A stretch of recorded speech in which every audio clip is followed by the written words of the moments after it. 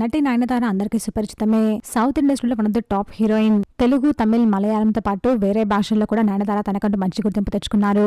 అయితే నయనతార డైరెక్టర్ విఘ్నేష్ శివన్ ని ప్రేమించి పెళ్లి చేసుకున్న విషయం అందరికీ తెలిసిందే. ఈ కపుల్ కి 2 పిల్లలు.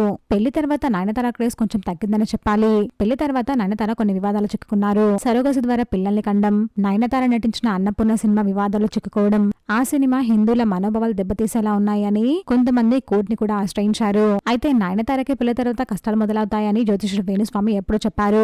అంతేకాకుండా త్వరలో నయనతార విడాకులు కూడా తీసుకుంటారు అని చెప్పారు.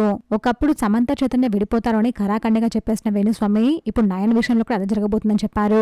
సోషల్ మీడియాలో ఎప్పుడు యాక్టివ్ గా ఉన్న నయనతార రీసెంట్ గా ఒక పోస్ట్ చేశారు. ప్రజెంట్ ఆ పోస్ట్ సోషల్ మీడియాలో దుమారం రేపుతుంది. పెళ్లి చేసుకోవడం జీవితంలో పెద్ద తప్పని, తనను ఒంటరిగా వదిలేయాలంటూ పోస్ట్ చేశారు.